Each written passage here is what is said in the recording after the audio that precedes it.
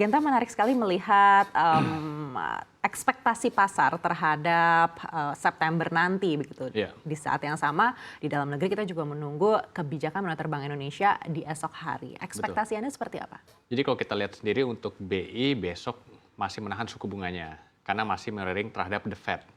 Nah, tapi kalau kita lihat sendiri, BI itu sebenarnya sudah melonggarkan kebijakan moneternya melalui penurunan issuance SRBI dan yield-nya juga mengalami penurunan.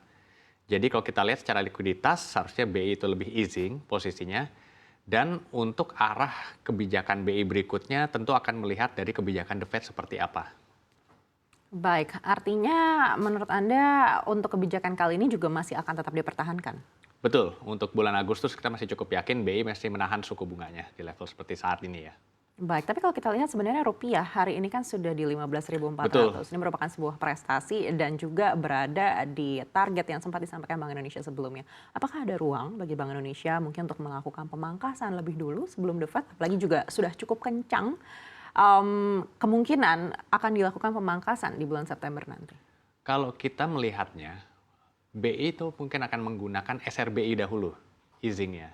Kan kalau kita lihat juga, kenapa SRBI itu ada, dia kan untuk mengikuti pergerakan dari inverted yield curve yang terjadi di US. Jadi kan kalau SRBI itu secara tenor itu lebih pendek dan secara yield lebih tinggi bahkan ketimbang tenor panjang ya, kalau secara kita lihat secara yield curve-nya.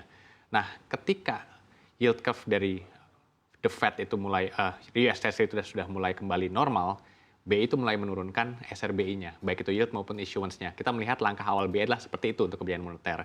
Setelah The Fed itu mulai firm untuk menurunkan suku bunga di September, barulah BI akan menurunkan suku bunga juga. Baik, artinya menurut Anda setelah ada pemangkasan di bulan September, Bank Indonesia bisa langsung menurunkan suku bunganya. Tidak perlu wait and see terlebih dulu. Kita melihatnya bisa akan langsung menurunkan suku bunga. Baik, besarannya sendiri Anda lihat seperti apa? Nah, yang menarik di sini memang kalau The Fed sendiri kan market melihat ada kemungkinan kecenderungan dia bisa menurunkan 25 sampai dengan 50 bips.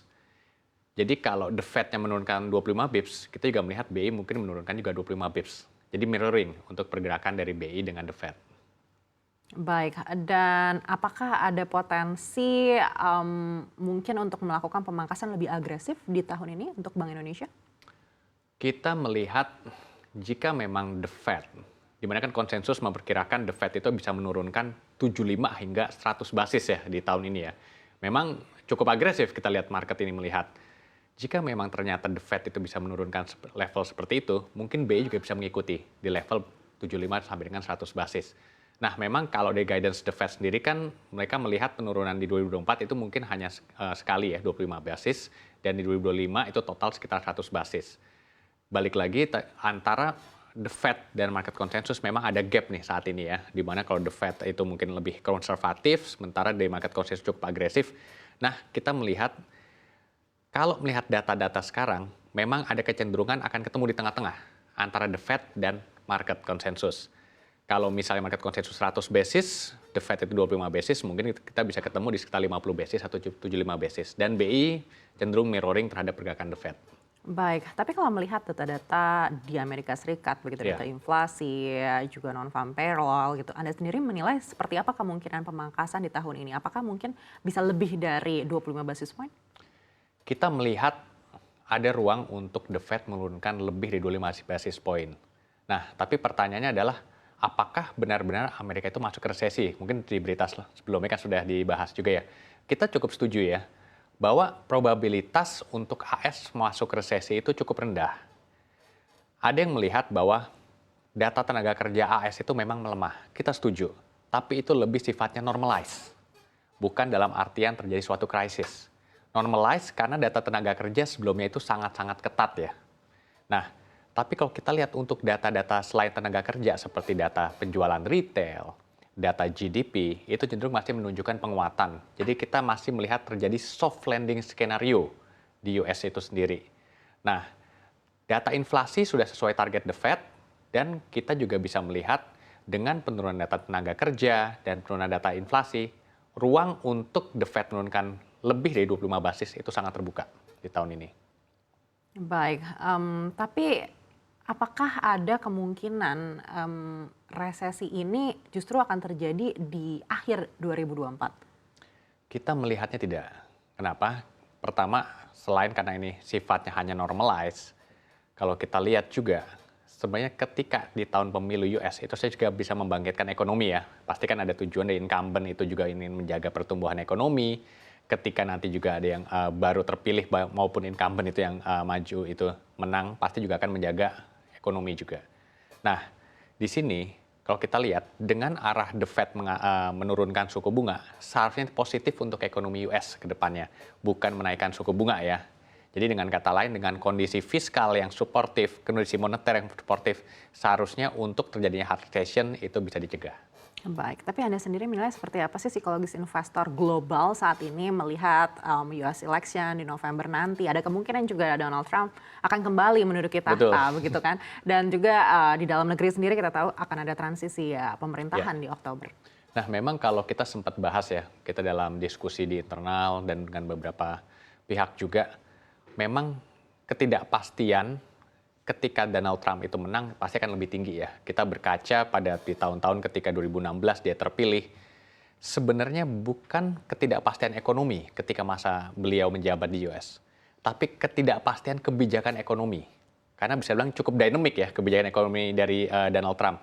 Dan ini memang bisa menjadi resiko dari emerging market termasuk Indonesia. Kalau kita lihat, jika penurunan Fed rate itu bisa positif untuk emerging market termasuk Indonesia, kemenangan Donald Trump justru mungkin malah sebaliknya. Itu malah bisa membatasi untuk sentimen positif dari penurunan The Fed. Nah, tapi memang kalau kita lihat perkembangan terakhir, Kamala Harris juga memiliki suara yang cukup baik ya. Tentu saat ini Donald Trump memang lebih dilihat market, dia akan cenderung kemenangan akan di pihak Donald Trump.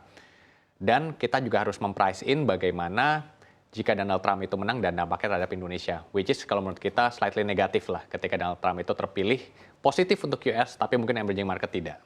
Baik, kita sebelumnya juga melihat ada kebijakan pajak yang mungkin berbeda antara yang disampaikan oleh Kamala Harris dan juga Donald Trump.